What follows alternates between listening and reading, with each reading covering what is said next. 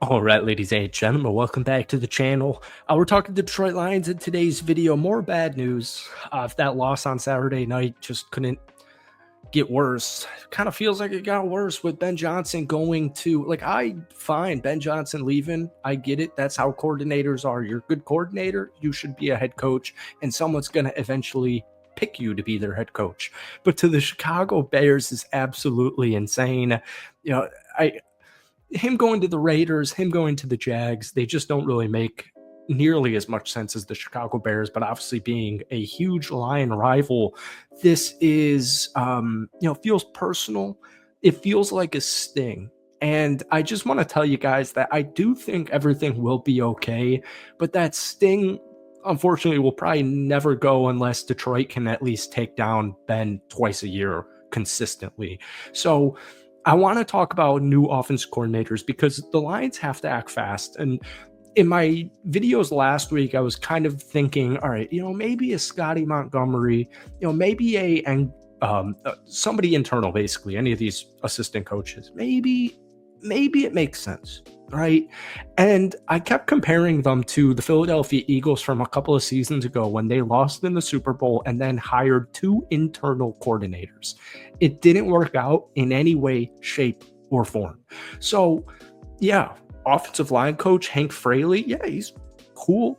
Antoine Randall, he's cool. Tanner Engstrand, these guys are really cool, and they're members of the offense for the Detroit Lions. And I also would just say, Aaron Glenn, more likely than not, is also going to be gone. But folks, before we get into this Detroit Lions video, hit that like button, hit that sub button for daily NFL content. This just feels like rubbing salt in the wound because of the loss a couple of nights ago to Washington. I'm sorry, I'll stop bringing it up, but it definitely feels like salt in the wound. It just makes it sting a little bit more. Dan Campbell said that the Lions have interviewed several in-house candidates that would make outstanding coordinators should Ben and Aaron leave. But that does not mean I'm not looking outside either, is what he said. Like I mentioned a minute ago, I was trying to come to just like some level of just, all right, you know what? Hire internally and let's see what happens. But the longer I marinate on that, now that Ben Johnson is actually gone as of an hour ago, the less I really like that. And this is it feels rude and it feels disrespectful to say this out loud. But I do think it's something you should keep in mind if you're asking the Detroit Lions to hire internally is, why are these guys assistants? Why is Hank Fraley not the OC? Why is Tanner Engstrand not the OC? Why are these guys just assistants? And like I said, I don't think it necessarily needs to be one or the other. I think the truth lies somewhere in the middle. So I wanted to bring up a couple of possible offensive coordinators that the Detroit Lions should look into. Now, I want to make this very clear. I think this is random. I think Joe Brady should be the OC for the Detroit Lions next season. But more likely than not, he's going to get a head coaching gig. All right. Now that Las Vegas and Jacksonville and the Jets and or I guess maybe not the Jets, but now that Jacksonville and the Las Vegas Raiders missed out on Ben Johnson, I think a guy like Joe Brady, who's the offensive coordinator for the Buffalo Bills, I think he's probably just going to be a head coach. Liam Cohen, I also think, he's the OC for Tampa. It's kind of a similar situation where they're either going to just return to being their coordinator for their respected team, or they're going to get hired as a head coach from a team like the Jacksonville Jaguars. So I was reading an article from Brad Bergman from Sideline Report,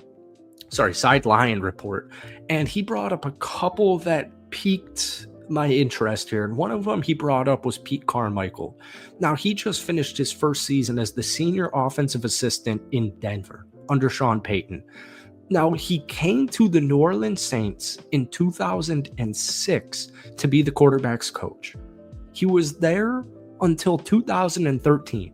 He was the New Orleans Saints offensive coordinator from 2009 until last season.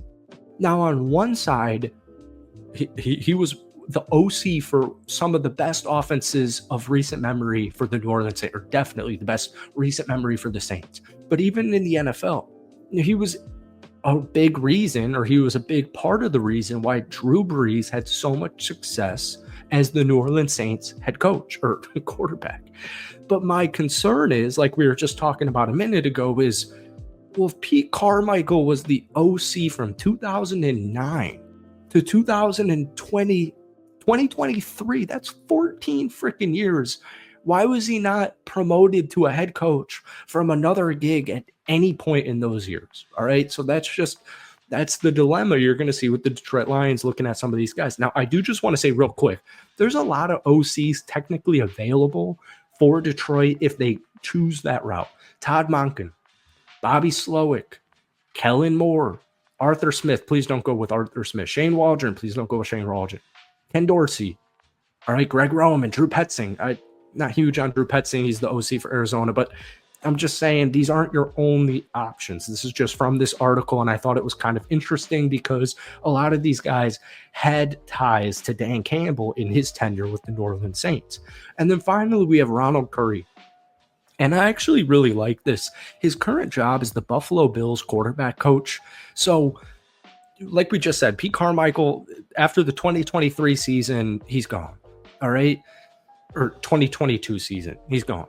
So, this guy, Ronald Curry, the Bills quarterback coach, he spent 8 years with the New Orleans Saints from 2016 to 2023 as a general offensive assistant, wide receivers coach, and quarterbacks coach before adding passing game coordinator to his title in his last 2 years with the Saints. Now, last year, when he was a member with that organization, this is something that really baffles me looking in retrospect.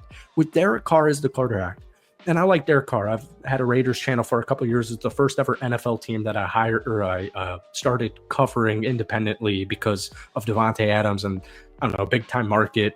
I was in college, was thinking, all right, maybe we got something here.